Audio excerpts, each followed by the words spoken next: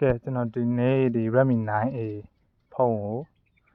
ကျွန်တော်အစဆုံးပြင်ပြပေးမယ်ပေါ့နော်ဒီရိုက်ခွဲထားတဲ့လုံးပြဒီဘက်ကပါဆိုလဲလို့လိမ့်ပိန်နေတာမှန်နေဆိုလဲကြည်မွားပေါ့ဗျာframe ဆိုလဲမှာအကုန်လုံးကောက်ပြီးတော့ဘလုံးမသုံးလို့မရတော့နေတာပေါ့အားလေးကျွန်တော်တစ်ချက်အသေးစိတ်ပေါ့အခြေခံလေးပါလေးပြောပြပြီးကျွန်တော်ပြင်ပြပေးမယ်တကယ်တော့ကျွန်တော်ကလည်းဒီမှန်တို့ frame တို့ဘက်ထရီတို့လဲရလာပဲကျွန်တော်လည်းလုတ်တတ်တာဒီစပစ်ပိုင်းနေ CPU ဘာညာကင်တာတွေ software ဘိုင်းနေအဲ့လောက်ဘိုင်းကကျွန်တော်မကျွမ်းဘူးကျွန်တော်အဓိကဒီ hardware မှန်လဲတာဘက်ထရီလဲတာအဲ့လိုမျိုးပေါ့အဲ့ဒါလောက်ပဲကျွန်တော်ကျွမ်းကျင်တာဒါပေမဲ့အဲ့လိုမျိုးလုပ်ချင်တဲ့လူရှိရင်ကျွန်တော်ကသိအောင်လို့ပြောပြပေးရဒါသူဟိုပါပေါ့ထက်တဲ့ပစ္စည်းတွေအကုန်လုံးဖြုတ်ထားပါဗျာတစားစီပုံမှန်ရိုက်ခွဲထားအောင်ဆိုတော့ဒါတော့သူစကူတွေဒါအပေါ်ချမ်းရဲ့ကာပါဒါအောက်ရှမ်းကာပါโอเคဒါကတော့သူမာသားပုတ်ပေါ့ရိုက်ခွဲတာအားတော်ပြင်းနေတယ်တူတယ်ဒီမာသားပုတ်ပါဗျာကောက်သွားတယ်မာသားပုတ်ပါကောက်သွားအချိန်လေးအဲ့လိုဖြစ်သွားတယ်တခြားကြည့်မြင်ပုတ်ကောက်ဒါမှလည်းပုတ်ကကောင်းတယ်ဆိုတော့ပြန်တော့တက်မှာပေါ့ပုတ်ကောင်းနေဘူးလို့ကလေဒီကဒါသူဘက်ထရီ9000 mAh ဘက်ထရီလည်းလိမ်ကုန်တယ်ကျွန်တော်ဒီဘူးနဲ့ပြန်လှိမ့်ထားလို့ဒီလောက်ဖြောင်းသွားတယ်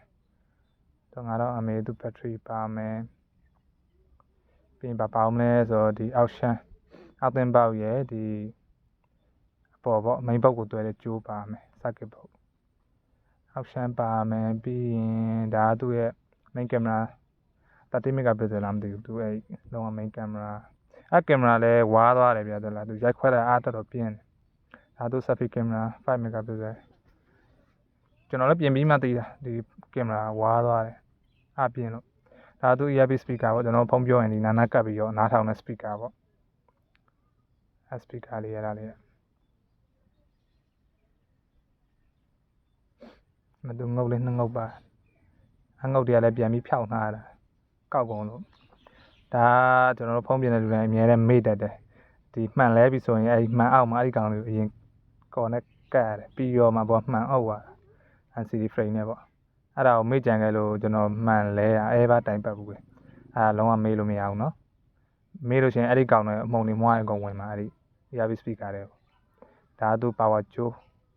ဘောလုံး cloud တို့ share cloud ကပါတယ် power cloud ကဒါကတော့သူ့ရဲ့ network ကြိုးပေါ့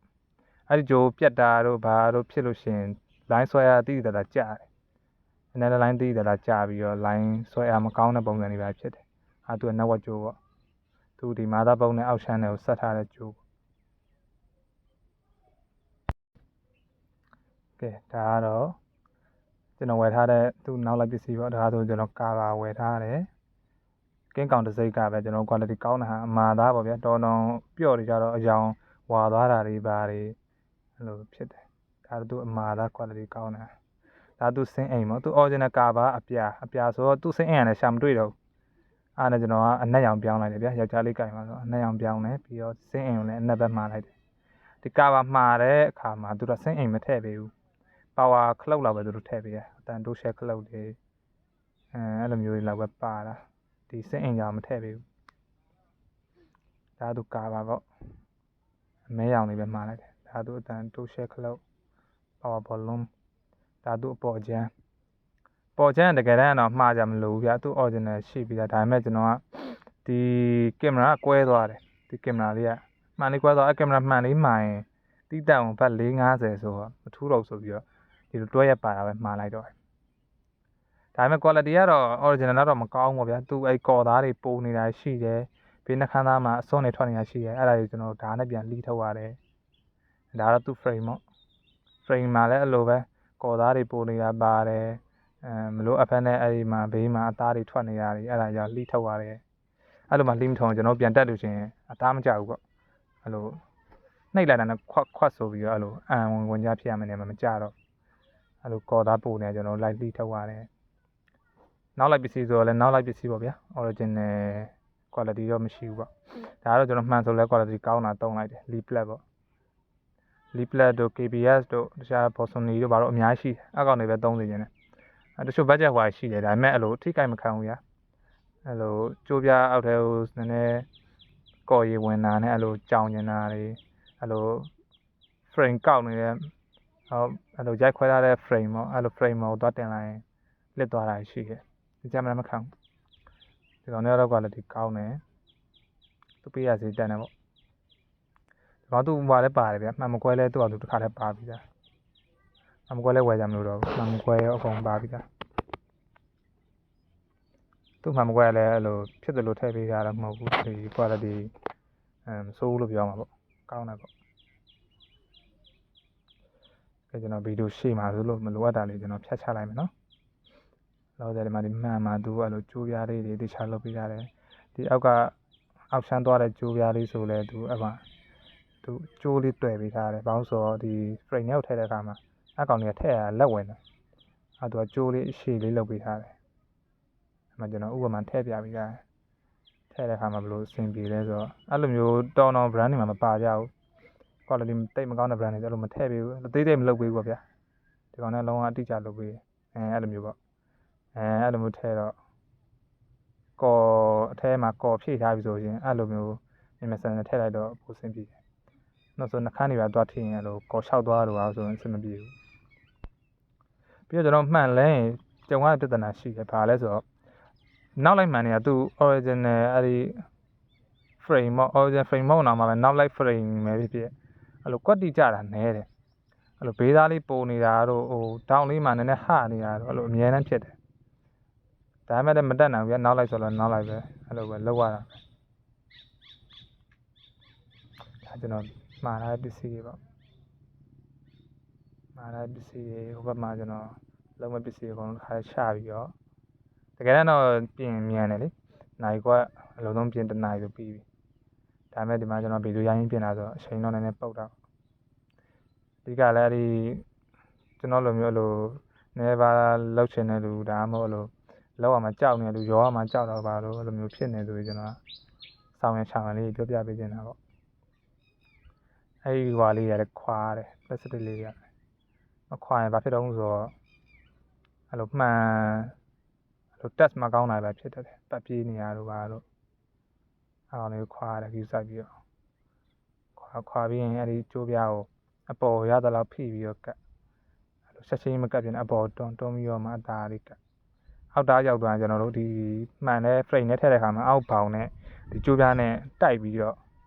အဲ့လိုကော့ကတ်မရတာပဲဖြစ်တယ်ဗျာပြီးတော့ဒီမှာ ESP ကအဲ့ဒီကောင်တက်နိုင်ဆုံးအဲ့လိုအရင်ဆုံးထည့်ထားတာကောင်းတော့မယ်မေးသွားပြီးကမှအပေါ်ပြန်ထည့်ရင်အဲ့လိုဘယ်လိုမှအဆင်မပြေဘူးခါလေးအဲ့လိုမှန်နေပါနာသွားဖြစ်တဲ့အတင်းထုတ်တယ်အဓိကလည်းအဲ့ဒါလေးအဲ့စတစ်ကလေးလည်းခွာရတယ်ကျွန်တော်တို့ဆိုခဏဖြစ်တယ်လောနဲ့လှုပ်လိုက်တယ်အဲ့စတစ်ကမခွာမိဘူးအမှဖုံးကိုစမ်းတော့စပီရိုက်တဲ့ခါမှာဝါတာနဲ့ဘာတော့မဝါတာပြီးတော့ပဲဟုတ်မလို့အဲ့ဒီကောင်မေ့ခဲ့တာဒါကျွန်တော် frame ရှိန်တာပေါ့တခြားရှိန်ကြည့်တယ်အစီအပြေနေမှာတွေ့လာဒါဆိုရင်ကျွန်တော်ဘယ်ဘက်တစ်ချမ်းမှာကပ်ပြီးညာဘက်တစ်ချမ်းမှာဟအဲ့လိုတစ်ချမ်းညီရင်တစ်ချမ်းဟဒါနောက်လိုက်မှန်နေထိုင်အဲ့လိုမျိုးပြဿနာဖြစ်တယ်ဗျာဒါမဲ့ customer တွေကြတော့သူကနားမလဲဘူးဗျာကျွန်တော်တို့လှုပ်ပင်သူတို့ကအဲ့လို original တိုင်းပြန်ရမယ်ပဲထင်တာပေါ့ဒါမဲ့ကျွန်တော်တို့ပြင်တဲ့လူတွေမှာလည်းအဲ့လိုအခက်အခဲရှိတယ်အဲ့တော့ကျွန်တော်သိသေးခြင်းနေပေါ့အမှန်တလားညာဘက်မှာဟပြီးဘယ်ဘက်ကစီနေအဲ့ချိန်မှာကျွန်တော်ကတအားနဲ့ဖိပြီးတော့အောက်ကိုနှိပ်ချလိုက်တာတို့ frame နဲ့အတင်းဝင်အောင်ဖိချတာမျိုးဆိုမှန်ကွဲတာတို့green line ထားသွားတာတို့ခက်မသိမှန်ကျိုးသွားတာပဲဖြစ်တတ်တယ်အမြင်မယ်လို့တော့ထင်တယ်လေသူပေးတခြားမယ်အဲ့လိုမျိုးဖြစ်နေဆိုတော့ကျွန်တော်ကမလုပ်လဲဆိုတော့အဲ့ဒီ heat gun နဲ့ဒီ RCD frame ကိုအပူပေးလိုက်တယ်ဒီဘယ်လိုပြောမလဲဒီဟွာပေါ့ဒီတတ်ထုပစ္စည်းတွေတန်တဲ့ပစ္စည်းတွေပဲပစ္စည်းပဲဖြစ်ပေါ့အဲ့လိုအပူနဲ့အေးနဲ့မှအဲ့လိုကြုံတာပွားတာပဲဖြစ်တာရှိရလေအကျုံအသုံးဝင်မဝင်တော့မသိဘူးကျွန်တော်ကတော့အဲ့လိုသဘောတရားယူဆလို့ကျွန်တော်အဲ့လိုမျိုးအန်ကိုက်မဖြစ်နေဘူးဆိုရင်တော့ကျွန်တော်အဲ့ဒီ frame ကိုအရင်ဆုံး heat gun နဲ့မှုတ်လိုက်လုံးပူသွားမှာမဟုတ်ဘဲနဲ့တာမယ်ပေါ့အပူပေးအောင်လားပေါ့တားနဲ့မှုတ်လို့လည်းအဲ့ဒီဘောင်းလေးရေပျော်မှလည်းဆိုရတယ်အဲ့လိုပေါ့ heat gun နဲ့အပူပေးလိုက်တယ်ပူသွားကျွန်တော်ကတော့အဲ့လိုပဲမှတ်ယူတယ်ဗျာ တက်ကြည့်လိုက်လို့အဆင်ပြေနေတော့ဒီလိုလုံးဆမ်းမလို့ပေါ့တကယ်လို့အဆင်မပြေဘဲနဲ့အဲ့လိုမျိုးframe နဲ့မကိုက်တာမျိုးပါမျိုးဖြစ်နေအဲ့လိုအပူပေးလိုက်တယ်ပြီးတော့ကျွန်တော်တို့အဲ့ဒီ LCD frame အသစ်အဲ့လိုဝယ်လို့ရှိရင်အဲ့ဒီဘေးကအဲ့လိုဘယ်လိုပြောမလဲခဲပြားလိုဟာလေးပေါ့အခေါင်လေးရတဲ့ဒီမှန်ကိုအဲ့လိုမကြောင်လုပ်ပေးတာပေါ့ဗျာကျွန်တော်တို့ဒီတက်ဆွဲတဲ့ခါမှာတချို့အဲ့ဒီဟာတွေမလိုအပ်ဘူးထင်ပြီးလို့ခွာပြီးတော့ပြန်မကတ်ဖဲနဲ့တက်လိုက်ပြီးကမှမှန်ပတ်ပြေးနေတာတွေဘာမှနှိမ့်မရတာတွေဖြစ်တတ်တယ်အဲ့ဒါကျွန်တော်တို့ဒီစားဖြစ်သမားအတိုင်းကြုံမှုကြအဲ့တော့ frame အသစ်လဲမဆိုရင် frame အသစ်မှာအဲ့လိုမျိုးကများတော့ဖြစ်မပါဘူးမပါကျွန်တော်အဟောင်းနေပြန်ခွာပြီးတော့အဲ့လိုသူ့ညာသူပြန်တက်ပေးရပေါ့ဥပမာတချို့ကြောင့်လဲframe အဟောင်းကနေ2ခုပဲရှိတော့တယ်3ခုပဲရှိတော့တယ်ဒီကအဲ့လိုပါတယ်တော့ပေါ့ဗျာ2ခုရ3ခုရအဲ့လိုတွေပြန်ကတ်ပေးလိုက်တာတော့အဆင်ပြေတယ်ကျွန်တော် live မှာလည်းအဲ့လိုကျွန်တော်စားပေးလောက်တော့လူကြအဲ့လိုဟိုကြည့်လို့ရှိရင်အဲ့လိုမျိုးအဲ့ဒါဖြစ်ထားတယ်ပေါ့အဲ့ဒါကြောင့်မှတ်ထားတယ်နောက်တော့ဒီမှန်ကြီးကိုကော်ကြီးကတ်ပြီးကမှအဲ့လိုမျိုးတက်ကြောင်လို့ငါဒါလေးမေ့ခဲ့တယ်ဆိုပြီးတော့ဒီမှန်ကိုပြန်ခွာလို့အဆင်မပြေဘူးအဲ့လိုကော်နဲ့တခြားကတ်ပြီးသားမှန်တစ်ချက်ကိုပြန်ခွာပြီးဆိုတော့တေချာတာကတော့ပျက်စီးဖို့ရခိုင်တော့အများများတယ်ပြီးရင်ကျွန်တော်ဒီသူ့ကနေသူအသားကြောင်တခြားပြန်ဖိပေါ့ဒါတော့ကျွန်တော်ပထမတစ်ခုစမ်းကတ်ပြဗျာကျွန်တော်ကြော်လိုက်မယ်ဗျာပြီးတော့โอเคဒါလေးခုလုံးပြီးပြီဒီကလုံးပြီးပြီပြီးရင်ကျွန်တော်သုံးနှစ်ကောဒါကတော့ကျွန်တော်သူများညှောတာပေါ့ဗျာဖုံးပြနေတဲ့ဆရာတွေညှောနှစ်ကောအရင်ကတော့ကျွန်တော်ဒီ9000သုံးတယ်အကောင်တော့အကြည့်အောင်ဒါပေမဲ့အကောင်တအားကတ်တယ်မတော်လို့မှမေ့သွားလို့ချက်ချင်းပြတ်ခွာမယ်ဆိုတော့မလွယ်ဘူးအကောင်ရမ်းကတ်တယ်ပြီးတော့မှန်အတွက်လည်းအနေနဲ့ရမ်းများတယ်စေးတာအပြင်းလို့ဒီကောင်အမဲရတော့ဒါကျွန်တော်တို့ service ဆရာတယောက်ပေါ့ညွှန်ထားလို့ကျွန်တော်သုံးကြည့်တာဈေးကတော့အဲ့ဒီကောင်ပိုကြည့်တယ်အဲ့ဒီ stick ဆိုတဲ့ဈေးကဒါကပြောက်မိပါဒါသူ့ bike ပေးတာမော်တာပေါ့အော်နိုလန်2ဆိုတုံးတယ်ဒီမော်တာလေးပေါ့ကောက်ကပ်ပြီဖြည်းဖြည်းချင်းမှဆွဲရတယ်အဲ့လိုတအားများသွားလို့အဲ့အောက်ထပ်ရောက်သွားလို့ရှိရင်ကျွန်တော်ဒီ NCD ကော်တအားများသွားလို့ NCD ကြားတယ်ကော်ဝင်သွားပြီဆိုတော့အဲ့မှန်နာတာအများနဲ့ကျွန်တော်အဲ့လိုဖြစ်တတ်တယ်ပေါ့ NCD ကြားတယ်တွေပြီးတော့ဒီအောက်ရှမ်းအကျိုးပြားကြားတွေတွေကိုတက်နိုင်တော့အဲ့လိုကော်မဝင်တာအကောင်းဆုံးပဲကဲဒါကတော့ကျွန်တော်ကတ်ပြီကော်လည်းတခြားကတ်ပြီဆိုတော့ကျွန်တော်ကတ်အဆင်ရောက်ပြီပေါ့တယောက်တည်းရိုက်ရတာဆိုတော့ဗျာကျွန်တော်မှဒီ stand လည်းတခြားမရှိတော့လို့ပေါ့ရတော့နည်းနည်းအဆင်ပြေဖြစ်တယ်တောင်းလေးတွေကိုအဲ့လိုပေါ့ဖြည်းဖြည်းချင်းလိုက်ဖိရအားကြီးနဲ့ကိုစိတ်လောပြီးတော့အတင်းလိုက်ဖိလို့မရဘူးဖြည်းဖြည်းချင်းတောင်းလေးကိုတောင်းလေးတွေကျသွားတေချာတော့ကျွန်တော်ကော်မကတ်ခင်နေရဒီကောင်ကစမ်းကြည့်ပြီတေချာတယ်ကွက်တီဘယ်လိုမှမကျနိုင်အဲ့တော့ကျွန်တော်လောတဲ့ကျနိုင်လောက်မှချအောင်ပဲကျအောင်လုပ်တယ်ကျွန်တော်ဒီမှန်ကန်တော့အဓိကအကောင်းဆုံးတော့တေပင်းပဲဗျကျွန်တော် clipper နဲ့တချို့ဖိကြတာရှိတယ်အကောင်းဆုံးတော့ဗျအဲ့လိုမှတ်ဖိစက်တွေပိုင်းနဲ့အဲ့လို quality ကောင်းကောင်းသုံးနိုင်တယ်ပိုကောင်းတာပေါ့ကျွန်တော်အခြေခံလူကြတော့ဒီတေပင်းပဲတေပင်းစီးပြီးတော့ပဲလောက်ရတယ်တေပင်းကပဲစစ်ဖြစ်မယ်လို့ထင်တယ်ကျွန်တော်တို့အခြေခံသမားတွေအတွက်ကြတော့ clipper နဲ့သွားဖိလို့တအားရင်းနဲ့ဖိပလိုက်လို့မှန်ကွဲသွားတာနာသွားဆိုရင်ကျွန်တော်တို့ကစားရတာနဲ့ပြန်ရောရတယ်မကမ်းပြီးတော့အဲ့တော့တေပင်းအကောင်းဆုံးပါပဲဒါတော့ကပ်ပြီးသားအဘောက်ကပ်ပြီးသားတယ်ဒါကတော့တေပင်းစီးပြီးသားနေတာပေါ့တေပင်းစီးပြီးသားနေထားဒါပေမဲ့တောက်မှာမကြတာလေးရှိတယ်နည်းနည်းစိတ်တိုင်းမကြောက်ဘူးကြာလို့တောင်းလေးမှနည်းနည်းဟနေလုံရင်လုံလို့ရတယ်ဒါပေမဲ့တေပင်းရဲ့တင်းအားနဲ့ကြတော့တိတ်မဖြစ်နိုင်ဘူးပေါ့အားကြောင့်ကျွန်တော်ကလစ်ပါလေးပပလေးပေါ့တောင်းလေးတွေတခြားကျသွားအမှဒီတောင်းနေဆိုနည်းဟနေအားလေးကျွန်တော်ကလစ်ပါလေးနဲ့နည်းနည်းပဲဖြည်းဖြည်းချင်းလို့တင်းအောင်လောက်ပေါ့အဲ့လိုမလိုက်ပြီးတော့ညှက်လိုက်တယ်အဲ့လိုမှမညှက်လဲလို့အဆင်ပြေဘူးပြဘာလို့ဆိုတော့ဒီကော်ကရှောက်မဲ့အချိန်ဒီတေပင်းရဲ့တင်းအားနဲ့အောက်ကျဖို့ဆိုတာမလွယ်ဘူးပေါ့အဓိကတော့ဒီမှန်ကဒီ frame နဲ့အသားမကျတဲ့အတွက်ကိုအဲ့ဒီလိုမျိုးပေါ့တကယ်တမ်း frame နဲ့အသားကျတဲ့မှန်တွေကြတော့တေပင်း3-4ပင်းဆိုရပြီဒီလို clipper အောင်သုံးကြမလို့ဒီလိုဒီကောင်တွေဖိတဲ့ဟာတွေအောင်သုံးကြမလို့ပေါ့ အဲ့တော့ကျွန်တော်အလုပ်ကိုနည်းနည်းအောင်စိုက်နေချိန်ပေါ့ဗျာဒီကင်မရာနဲ့ဖုန်းနဲ့တဲ့မှမတဲ့မှတော့မသိတော့ဒါကျွန်တော်ပြီးသွားပြီပြီးတော့ကျွန်တော်မိနစ်20ထားလိုက်တယ်မိနစ်20ထားပြီးတော့မှကျွန်တော်ပြန်ကြည့်မယ်ပေါ့မှန်နေထားဒါတော့ကျွန်တော်ပြီးသွားပြီအမှန်မကွဲပါတခါလေးကတ်လိုက်တယ်ဗျာဒါပြီးပြီသူ frame မှန်တော့သူနေထားပေါ့အကုန်လုံးစိုးပါဘူးဒီလောက်ကြာသွားတာပဲစောပိုင်းတော့ဆိုတော်တော်ဆိုးတယ်တစ်ဖက်ကလွတ်နေတဲ့ပုံနဲ့ဖြစ်ဒါကတော့ကျွန်တော်အကုန်ပြီးတော့လိုရတဲ့ပစ္စည်းလည်းအကုန်ပြန်လုံးပြီးတဲ့အချိန်မှာရတဲ့ဖုန်းနေတာပေါ့အဲ့ဒီပြင်လာတာကိုလည်းကျွန်တော်အဲ့လို time lapse နဲ့ရိုက်ထားရှိတယ်ဒါလေးနဲ့ရိုက်ထားတာနည်းနည်း2မိနစ်3မိနစ်လောက်တော့2မိနစ်ကျော်လောက်တော့ကြာသွားတယ်ဒါကျွန်တော်မထည့်ပြီးတော့နော်ဒါကျွန်တော်ပြင်ပြီးရနေတာဒီလိုနေထားရတယ်နောက်ပိုင်းသိချင်ကြကျွန်တော်အသေးစိတ်ပေါ့အဲ့ကြမှာတခြားပြပေးမယ်ခုလောကြတော့ကျွန်တော်ဗီဒီယိုလေးစပြီးတင်မှာဆိုတော့ဗီဒီယိုလေးများများတင်လို့ရအောင်မြန်မြန်လေးပဲလုပ်လိုက်တယ်โอเคဒါကတော့သူ့အနေထားလေးပေါ့ကာဘာညာတက်ပြီးကုန် PC ပေါ့ဒါကတော့ကျွန်တော် time lapse နဲ့ရိုက်ထားတာကိုထည့်ပေးလိုက်တယ်ပေါ့နော်အဲ့ဒါကလေးကြည့်နေလို့ရှိရင်လည်းနည်းပါလို့ကြည့်လို့ရအောင်ပေါ့ထွေထူးတော့မဟုတ်ပါဘူးဒီသူ့နေရာသူတခြားပြန်ရှာတယ်ဒါပေမဲ့အမှဆောင်းရန်ချောင်းရန်လေးတော့ရှိတယ်ဒါပေမဲ့နောက်ပိုင်းကျမှကျွန်တော်ဗီဒီယိုတင်နေနဲ့ဖြည်းဖြည်းချင်းပြောပြပေးသွားမှာပေါ့လောတွေကတော့ကြည့်ရလို့လဲတအားကြာသွားမှလို့time lapseကတော့အဲ့လိုစိတ်ဝင်စားတော့လိုက်ကြည့်လိုက်ပါဗျာနောက်ဆုံးမှမထည့်ပေးတာ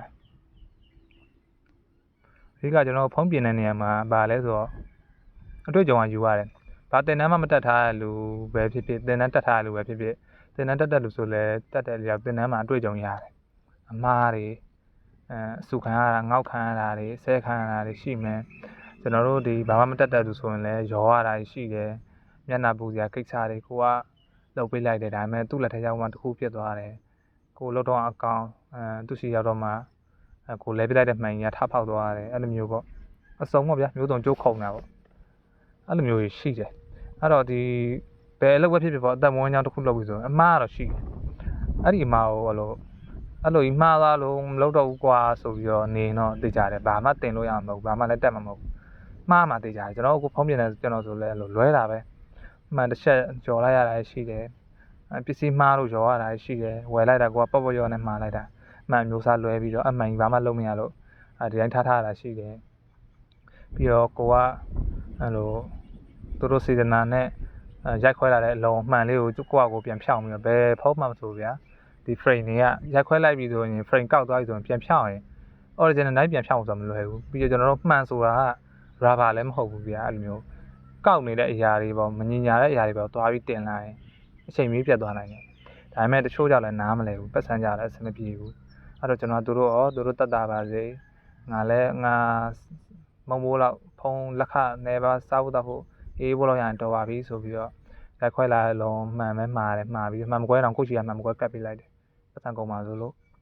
အဲ့လိုနဲ့အဲ့လို frame ကိုတင်ပေးလိုက်ပြီးတော့ပြန်ဖြောင်းပြီးလုပ်ပေးလိုက်တယ်ဒါပေမဲ့1ရက်2ရက်3တော့ဒီလိန်နေတဲ့ frame ကိုကျွန်တော်တို့ကအဲ့လိုသွားကတ်တယ်မှန်သွားကတ်တယ်ကတ်ပြီးတော့တေးပင်းဆွဲပြီးတော့ကော်ရှော့ပြီးထင်ပြီးပြန်ပေးလိုက်တယ်ဒါပေမဲ့လိန်တဲ့ frame ကလိန်တာပဲဗျပြန်လိန်တဲ့အခါမှာအဲ့ဒီကတ်ထားတဲ့ကော်တွေလည်းပြန်ကွာပြီးတော့မှန်နာသွားရောအဲ့မှာကျွန်တော်တို့က1ရက်2ရက်ပဲကင်လိုက်ရပြီကိုယ်စီပြန်ရောက်လာတယ်အဲ့ချိန်မှာကိုကလို့ရှင်းပြရလက်ခတ်ပြပြလက်ခတ်အဲ့လိုမျိုးလည်းရှိတယ်ပေါ့အဲ့တော့အဓိကကျွန်တော်လိုစားပစ်လေးပါလေး hardware ပိုင်းလို့မှန်လဲတာဘက်ထရီလဲတာအဲ့လို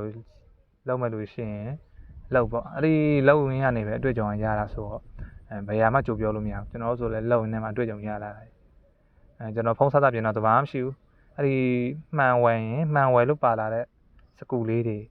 အဲ့ဒါလေးနဲ့ဖြုတ်တယ်ဗျာဖြုတ်ပြီးတော့ပြင်တယ်ကော်ဆိုလဲသူမှန်ဝယ်ရင်ပါလာကော်နဲ့ပဲကတ်ပြီးပြင်ပေးတယ်လိုက်ရတယ်မသိမတတ်ပေါ့ဗျာကော်လေးကလည်းပို့ပြီးတော့ပေးတယ်မှာအဲ့လိုမျိုးပေါ့အဲ့လိုမျိုးလိုအကျမ်းမြန်မှာပဲတိုင်းရှာပြီးပြင်တာဖြာရှင်းဖြာပေါ်တင်ပြီးပြင်တယ်တခါလေစကူတွေပြောက်တယ်နက်တွေလာတယ်နက်က15လုံးပါတယ်ကိုပြင်လိုက်မှနက်က73လုံးပဲပါသွားတာလည်းရှိတယ်တခါလေပစ္စည်းမေ့ပြီးတော့မတက်ပေးလိုက်တာလည်းရှိတယ်ဒါကိုပေါင်ကိုလှန်ထောင်းပေါ့ဗျာအဲ့လိုပြောပြတာအဓိကအဲ့လိုရှိတယ်အဲ့တော့အဲ့လိုစိုးရင်တိတ်မဝင်နဲ့ပေါ့ ဖြစ်တယ်ဖြစ်ရင်လည်းဝန်ခံလိုက်ကိုကြောင့်ဖြစ်သွားတယ်ကိုတောင်းယူပေးမယ်ကျွန်တော်ကြောင့်မှန်တစ်ခုဖြစ်သွားဆိုရတယ်နောက်တစ်ခါကျရင်ပစ္စည်းဝယ်ပြီးကျွန်တော်လက်ခလုံးဝမယူလုပ်ပေးမယ်အဲ့လိုပုံစံမျိုးပေါ့တောင်းယူမှုတောင်းခံမှုလေးနဲ့လောက်တာတော့ပိုကောင်းတယ်ကိုကအပျော်လုံးမှာဆိုရင်တော့ပတ်စံယူနေပေါ့ကိုကပတ်စံယူပြီးတော့လောက်စားတော့မှဆိုတော့တာဝန်တော့ခံရတာခေါင်းခံရတာပေါ့အဲ့လိုပါဒါကျွန်တော်အကောင့်မှာကျွန်တော်မွေးကလေးကနေတည်တဲ့အထိဒီမှာပဲတင်ဖို့များတယ်ကျွန်တော်က Facebook TikTok YouTube အဲ့ဒီ channel ရှိတယ်ထောင်ထားတဲ့ကျွန်တော်အများကြီးထောင်ပြီးပါတယ်ဒါပေမဲ့ကျွန်တော်စမ်းရနေနောက်ဆုံးဒီတစ်ခုအတီးဖြစ်သွားတာအော်ဒီကနေပြီးတော့ကျွန်တော်ငယ်ငယ်လေးတွေကကြုံခဲ့ရတွေ့ကြုံနေဖြစ်ခဲ့တာတွေအဲ့လိုအကုန်ပေါ့အခုအသက်26မပြည့်ခင်အထိကိုဖြစ်တဲ့များဟာအကုန်လုံးကျွန်တော်တာသမီရလာဖြစ်ဖြစ်ကျွန်တော်တခုဖြစ်သွားခဲ့မှဖြစ်ဖြစ်နောက်လူတွေအမှတ်တရပြန်ကြည့်လို့ရအောင်အဲ့လိုပေါ့အမှတ်တရအနေနဲ့ကျွန်တော်ဒီကောက်လို့လောက်တာအဲ့တော့ဘာမှတော့ထွေထူးမဟုတ်ဘူးဒီလိုပဲအပြင်းပြေလာကြည့်လို့ရတယ်သိချင်တာရှင်းမေးလို့ရတယ်ကျွန်တော်သိရင်လည်းသိသလောက်ပြန်ပြောပြပေးမယ်โอเคအဲ့ဆိုbye bye